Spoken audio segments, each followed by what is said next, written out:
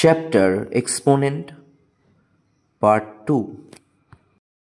তাহলে আমরা যেখান থেকে শেষ করেছিলাম আমরা আজকে তার পরের পার্ট থেকে শুরু করছি এবং সেই পার্টে দেখো আজকে আমরা প্রায় সেম টাইপের আরও কিছু প্রপার্টি লিখেছি। দেখো এখানে কি লিখেছি, a by B whole to the power m into a by B whole to the power n। এটা ইন্টু আছে, কালকে শিখেছি অলরেডি যে এদের প্রোডাক্ট হলে অবশ্যই পাওয়ারগুলো অ্যাড হবে। ডিভিশনের ক্ষেত্রে পাওয়ারগুলো মাইনাস হবে। a by B whole to the power m whole to the power n থাকলে এটা হবে a by B whole to the power mn।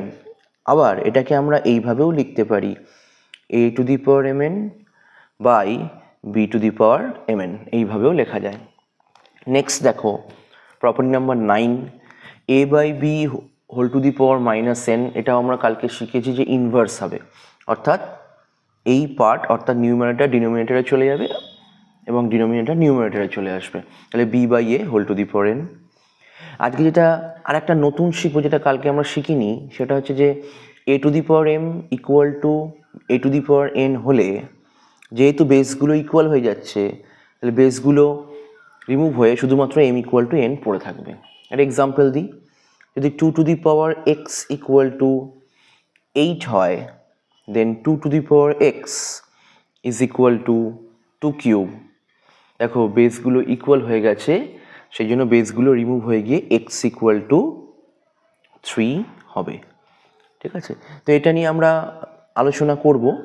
তার আগে আমরা আরও কিছু এক্সাম্পল আজকে দেখব। এই সামটা দেখো, এখানে প্রোডাক্ট আছে, দুটোই বেস হিসেবে -2/5 আছে। তো আমরা জানি কি করতে হয়,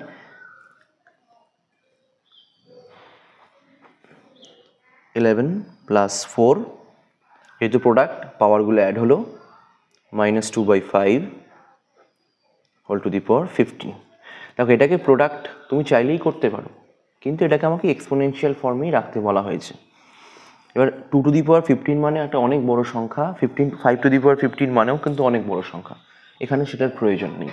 ওকে, তো একটা জিনিস আমরা করতে পারি, যেহেতু এখানে 15 আছে, তাহলে আমি মাইনাস বাইরে নিয়ে গিয়ে 2/5 হোল টু দি পাওয়ার 15 লিখতে পারি। কেন মাইনাস বাইরে গেল? কারণ আমরা গতকাল শিখেছি বা আগের পার্টে শিখেছি যে যখনই পাওয়ারে 15 বা অড নাম্বার থাকে তখন মাইনাসটা মাইনাসই হয়, মাইনাস কিন্তু প্লাস হয় না। ওকে, দেখো নেক্সট যে সামটা আমি আর.এস. আগরওয়ালের এক্সারসাইজ 5A থেকে 7-এর 4, দেখো 2/3 whole square into -3/5 whole cube into 7/2 whole square. তো এই সামগুলো করার ক্ষেত্রে আমি এই প্রপার্টিটা কাজে লাগানোর কথা বলি, বা এখানে কাজে লাগাতে হবে বলতে পারো। এবং এই সামগুলোর ক্ষেত্রে আমি 3টে রুল ফলো করতে বলি, সিম্পলিফাই, অ্যারেঞ্জমেন্ট অ্যান্ড ক্যালকুলেশন। কীভাবে করব দেখো, প্রথমে আমি 2/3 হোল স্কোয়ারকে 2 স্কোয়ার বাই 3 স্কোয়ার এইভাবে লিখলাম। নেক্সট দেখো -3/5 হোল কিউব আছে, কিউব মানে whole to the power 3 odd number, তাই মাইনাসকে প্রথমেই বাইরে লিখে নিলাম, কারণ মাইনাস তো থাকবে যেহেতু অড নাম্বার আছে। নেক্সট কী করলাম, 3 কিউব বাই 5 কিউব লিখলাম। নেক্সট 7 স্কোয়ার বাই 2 স্কোয়ার লিখলাম। ওকে, এবার আমি দেখতে পাচ্ছি এখানে নিউমারেটরে 2 আছে, ডিনোমিনেটরে 2 আছে, অর্থাৎ এখানে কোন প্রপার্টি কাজে লাগবে, ডিভিশন, অর্থাৎ 2 টু দি পাওয়ার 2 - 2 ইন্টু, আবার দেখো না 3 কিউব আছে, 3 স্কোয়ার, এখানেও division, 3 two the power 3 - 2। Next 7 স্কোয়ারের 5 কিউব ক্যালকুলেশন করার কিছু নেই, ওইভাবেই রেখে দিলাম। দেখো -2 টু দি পাওয়ার 0 ইন্টু, এটা মানে 3 টু দি পাওয়ার 1 ইন্টু, এটা মানে 49/125। তাহলে এখানে হলো simplify, arrangement complete, then calculation. Calculation কী হবে দেখো, প্রথমটা হচ্ছে 2 টু দি পাওয়ার 0 মানে 1, মাইনাস তো আগে থেকেই ছিল, 3 টু দি পাওয়ার 1 মানে 3, অ্যান্ড 49/125 লেখা হলো। টোটালটা ক্যালকুলেট করে এলো -147/125। তাহলে এর অ্যান্সার কত, এটা। দেখো নেক্সট আমরা 7-এর 5-এর সামটা দেখাচ্ছি। এটা হচ্ছে 7-এর 5-এর সাম। এখান থেকে কি করলাম, ঠিক আগের ক্ষেত্রে যেটা করেছি একই, আগে সিম্পলিফাই, অ্যারেঞ্জমেন্ট, ক্যালকুলেশন। এখানে যেহেতু আলাদা করে ক্যান্সেলেশন করার কিছু নেই, তাই আমি প্রথমেই কি করলাম, এখানে কিউবটাকে ক্যালকুলেট করে নিলাম। দেখো মাইনাস আছে যেহেতু কিউব আছে, মাইনাস আগে লেখা হলো। 3 কিউব 27, 4 কিউব 64 মাইনাস, এখানেও দেখো মাইনাস, এখানে কিউব মাইনাস রইল। 5 কিউব মানে 125, 2 কিউব মানে 8 ব্র্যাকেট ক্লোজ, 4 স্কোয়ার মানে 16। নেক্সট কি করা হলো, নেক্সট দেখো যেমন ছিল লেখা হয়েছে, মাইনাসে মাইনাসে জাস্ট প্লাস ক্যালকুলেট করা হয়েছে, ইন্টু 16, কোনো স্টেপ জাম্প নেই। নেক্সট দেখো প্লেন ফ্র্যাকশনের ক্যালকুলেশন, 64 আর 8-এর LCM 64, then -27 plus 64 divided by 8 হয়, তাহলে 125 ইন্টু 8, তাহলে কী দাঁড়ালো, ইন্টু 16 যেমন বাইরে আছে। আমি কি করলাম, এই লাইনেই 16 আর 64 ক্যান্সেলেশন করে নিলাম, তলায় 4 রইল।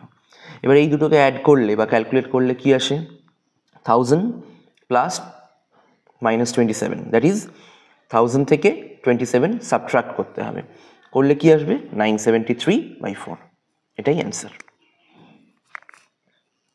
নেক্সট দেখো 9-এর 7 দেখাবো, কারণ 8-এর একটা এক্সাম্পল আমি অলরেডি দেখিয়ে ফেলেছি। দেখো এখানে কি করতে হবে, এখানে ওই প্রপার্টি কাজে লাগাতে হবে। এটা মানে 1/5 মাইনাস 1/7 ইনভার্সের যে প্রপার্টি করিয়েছিলাম বা দেখিয়েছিলাম। নেক্সট হচ্ছে 5 7s are 35, okay 5 7s are 35, তাহলে এখানে 7 × 1 7 মাইনাস 7 5s are 35, এখানে 5 whole to the power -1। Next কী করতে হবে, 7 - 5 2/35 whole to the power -1, that is equal to inverse করলে 35/2। এই অবস্থাতে রাখতে পারো, অথবা এটাকে মিক্স ফ্র্যাকশনেও তুমি কনভার্ট করতে পারো,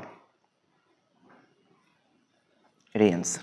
ওকে, দেখো নেক্সট 8-এরটা তোমরা নিজেরা করতে পারবে, একদম 9-এর 7-এর মতো, শুধু নাম্বারের পরিবর্তে, ইন্টিজারের পরিবর্তে এখানে ফ্র্যাকশন আছে। 9-এরটা কীভাবে করতে হবে, প্রায় সেম, ইনভার্স আছে, এখানে মাইনাসের পরিবর্তে ডিভাইড আছে বা ডিভিশন সাইন আছে। এটা কি করব, 3/2 হোল টু দি পাওয়ার -1 আছে, এটাকে রিভার্স করে 2/3 হবে, ডিভিশন -2/5 আছে, রিভার্স করলে -5/2 হবে ইনভার্সে। এবার কি করতে হবে, প্লেন ফ্র্যাকশনের ক্যালকুলেশন, 2/3 ডিভিশন সাইনটা ইনটু হয়ে যাবে -2/5। ওকে, নেক্সট প্লাসে মাইনাসে minus, 2 2s are 4, 3 5s are 15, এটাই অ্যান্সার। 10-এর সামটা দেখাবো, দেখো এখানে দেখতেই পাচ্ছ, এখানে অনেকটা এই ফর্মুলাটা কাজে লাগবে, a to the power m whole to the power n that is equal to a to the power mn। তো আমি এক্ষেত্রে কি করব, এক্ষেত্রে দেখো বেসটা সেম রাখবো, যা ছিল তাই।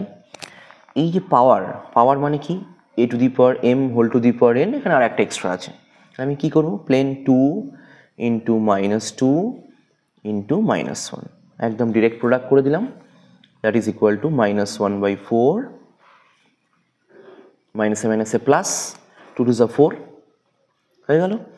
দেন এখানে যেহেতু 4 আছে, তাহলে মাইনাসটা প্লাস হয়ে যাবে, প্লাস তুমি লিখতেও পারো নাও পারো, 1/4 whole to the power 4, that is 1/4 whole to the power 4 করলে কত হবে, 16 × 16 256।